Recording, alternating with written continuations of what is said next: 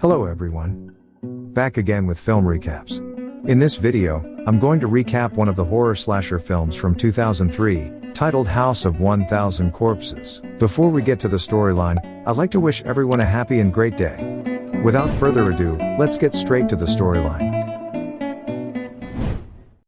The movie opens on October 30th, 1977, where we see a tourist attraction called Captain Spaulding's Museum of Monsters and Madmen, which is also a gas station and a fried chicken joint. Inside the store, the owner, Spaulding, is dressed as a clown and talking with a friend.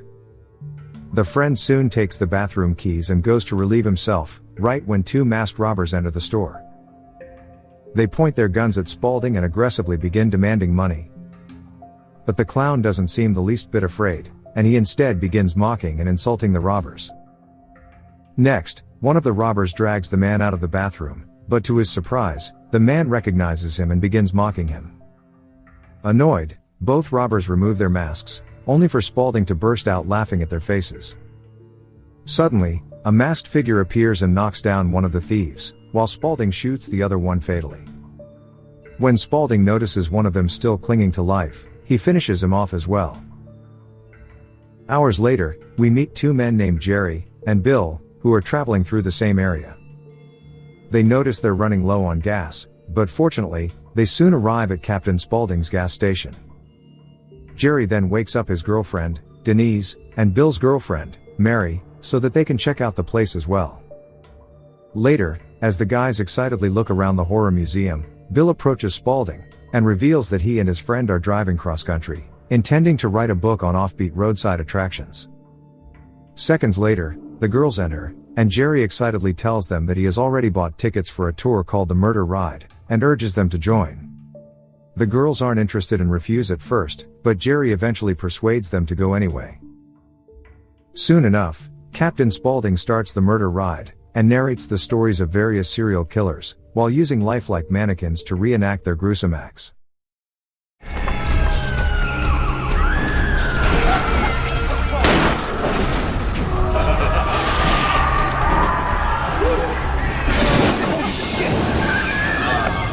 The most important story is about their local hero, Quentin Quayle, also known as Dr. Satan. He was a murderer, torturer, and surgeon who believed he could create a superhuman by experimenting on mental patients. The locals eventually discovered his deeds, and decided to hang him from a tree not far from here. But he mysteriously disappeared the day after, and to this day, he has never been found. After the tour finally ends, Jerry is excited by how terrifying it was, but the others are clearly uncomfortable. Denise then calls her dad, Donald, to tell him they stopped for gas at Captain Spaulding's station and will be a little late.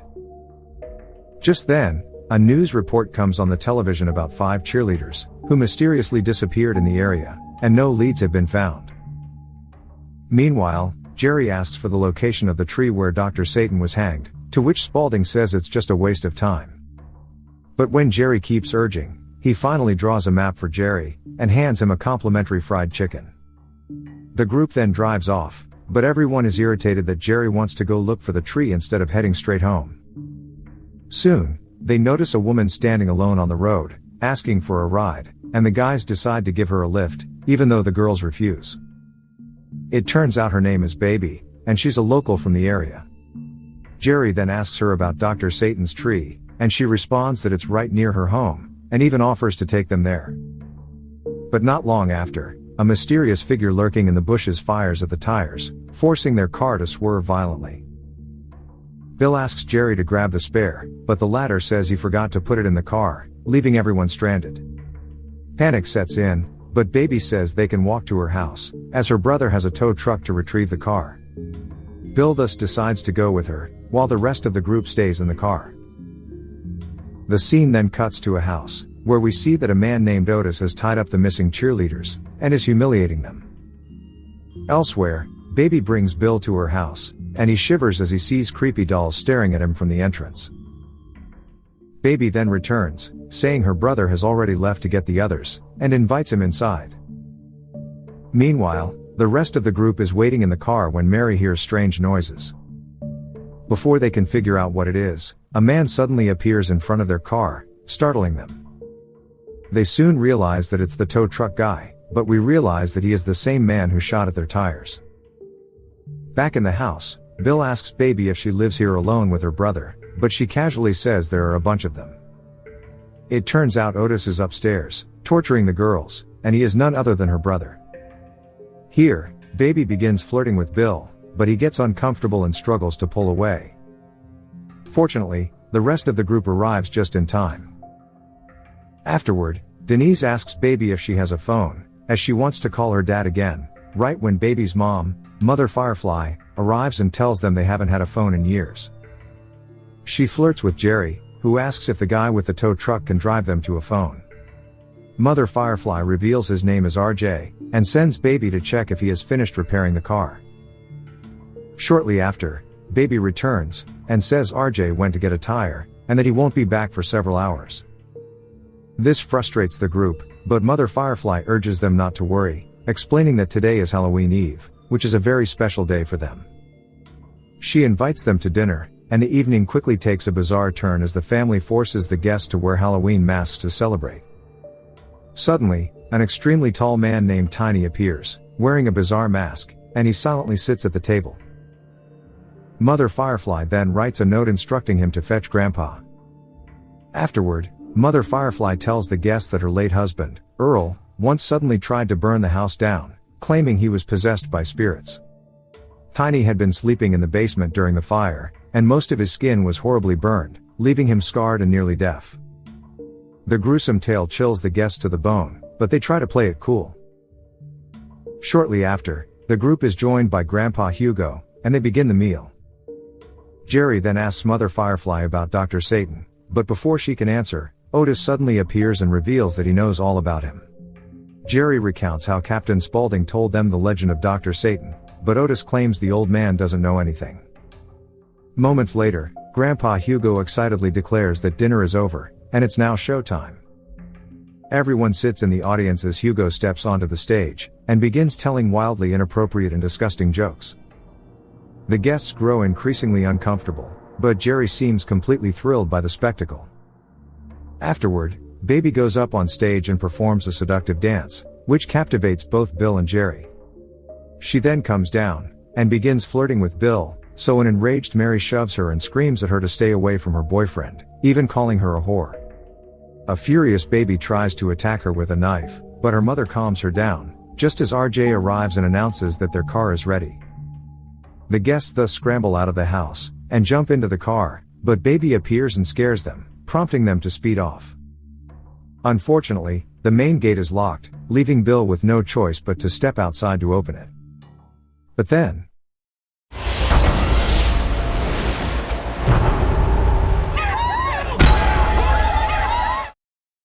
upon seeing this, Jerry jumps out to help Bill, but another scarecrow lunges at him, and brutally beats him up. The terrified girls realize that the scarecrows are actually Otis and Tiny, and they frantically lock the door. But Tiny smashes a window, and yanks Denise to drag her back into the house. Otis also begins to smash through the window, prompting poor Mary to scream in pure terror. The next day, on Halloween, RJ is seen disposing of the group's car, while Donald calls the sheriff to report that his daughter has gone missing. He reveals she was last at Captain Spaulding's gas station, and was supposed to be home by 11 p.m., but never arrived. The sheriff promises to investigate, though he suggests that the heavy rain the night before may have caused trouble on the road. Elsewhere, Mary wakes up bound and gagged in a chair, and the terrified girl begins to scream in desperation. Otis soon enters the room and orders her to stop making noises because he's working. He says he will remove her gag, but warns her not to make loud sounds. She asks where Bill is, but Otis simply claims he was a perfect specimen to work with.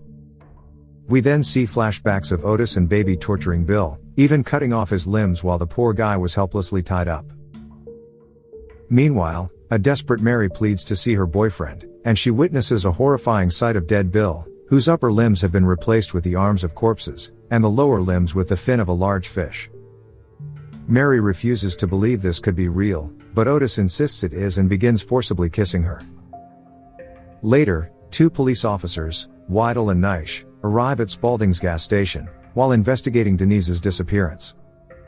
They show Spaulding a photo of Denise, and he admits that she and her friends were there last night. He explains that he gave them a map to an old farm where Dr. Satan was hanged, and maybe they just got lost on the way. Weidel then orders him to draw the exact map to the tree so they can investigate, to which Spaulding complies. On the other hand, Denise wakes up in a room and finds herself tied to a bed, while her face is smeared with bizarre makeup. Tiny enters the room carrying cereal for her, but the terrified girl refuses the food, so Tiny begins eating it himself, while Denise pleads for him to let her go. Surprisingly, Tiny frees her from her restraints, and allows her to go, which relieves the girl. But she doesn't get far before Otis catches her, and locks her in a cage along with the cheerleaders. At the same time, the police are on their way to find the tree, but come across the destroyed and abandoned car of Denise's group. Elsewhere, Jerry also wakes up tied to a chair, and Baby arrives to check on him. He asks where his friends are, but she insists on playing a twisted guessing game.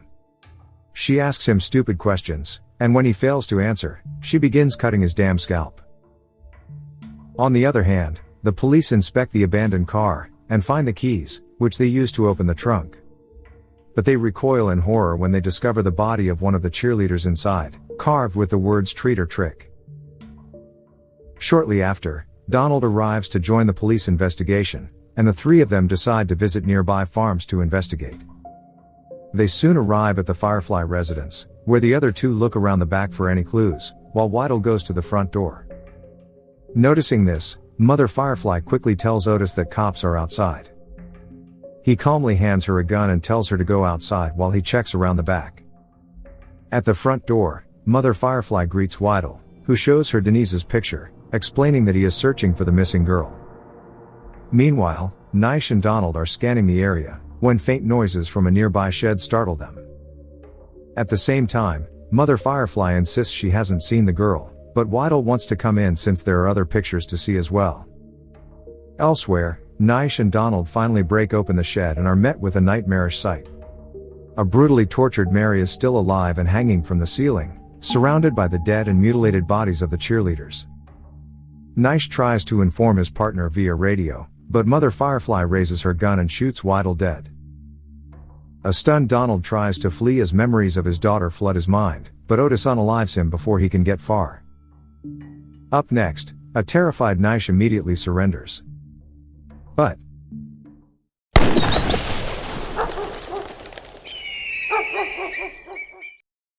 that night, the Twisted family prepares a horrific ritual, hanging Jerry, Mary, and Denise while they wear rabbit costumes. Moments later, Otis enters the room wearing Donald's skin, and approaches Denise, causing her to scream in horror. Otis tells the three of them that they deserve punishment for meddling where they shouldn't. He then grabs Jerry, and warns him that if he wants to meet Dr. Satan so badly, he will make it happen, because Dr. Satan is real. Next, the family takes them to a grave in the middle of nowhere, and Otis tries to force Jerry into a coffin. Mother Firefly kisses him goodbye, while Jerry pleads for their freedom, promising he won't tell anyone. But they chuck him inside the coffin anyway, during which Mary manages to break free and run, so Baby convinces Otis to let her handle it. Mary runs at full speed, until she reaches a cemetery filled with the memorials of the family's victims. The terrified girl now begins hearing Baby's voice echoing all around her, and while she's distracted, Baby suddenly jumps on her, and brutally stabs her multiple times until she dies. Elsewhere, Denise and Jerry are placed in a coffin together, and lowered into an underground, well-like cavern. Otis also lowers a lamp and a record player, from which words in an unknown language begin to play. Moments later, the coffin is suddenly opened and zombie-like figures leap out of the water and immediately try to attack them. An injured Jerry is overpowered by these creatures, while Denise somehow manages to fight them off and escape. Next, the terrified girl begins to move forward, and soon encounters several more freaks on the way, who viciously rip her bunny suit before leaving her alone. Denise then continues to walk through a series of underground tunnels filled with rotting bodies. She soon finds a door, and opens it, only to be horrified to see a place made entirely of bones. The door behind her suddenly slams shut, while a creature opens another door for her that leads to a room. Inside, Denise is paralyzed with horror when she sees deformed men in the room, feasting disgustingly. Even worse, her eyes fall on Jerry, who is being tortured by none other than Dr. Satan, who is revealed as a nightmarish demon cyborg. The creature is operating on Jerry's exposed brain, and the poor guy finally dies. Then, out of nowhere, a massive monster appears with an axe, and he turns out to be Mother Firefly's husband, Earl. Denise desperately tries to open the door, while Earl approaches and swings the axe at her, but she dodges it, causing him to break the door and allow her to escape. At the cemetery, the lunatic family chants a terrifying ritual as they burn Mary's body. Elsewhere, Denise continues running through the maze of tunnels, until she reaches a dead end, and Earl catches up to her. The poor girl now loses all hope, but when he attempts to strike her with the axe, she manages to dodge, causing the axe to break one of the structures. Everything collapses and falls on top of Earl. Denise manages to hide in a corner and save herself, while the huge monster seemingly dies. We move to the next morning. A shaken Denise manages to get back on her feet, and crawls toward the surface. She drags herself through the dirt, and walks in the middle of nowhere. Soon, a car approaches, and the driver turns out to be Spaulding, who gives her a ride. He is shocked to see her in such a state, and tells her that everyone has been looking for her. Denise weakly asks to be taken to a doctor, and Spaulding reassures her not to worry. An exhausted Denise then passes out, but in a final twist, we see that Otis had been lurking in the back seat. Later, Denise wakes up and is horrified to find herself strapped to Dr. Satan's operating table, realizing that all her desperate fights for survival were in vain. Okay guys, thanks for watching. See you again in the next video.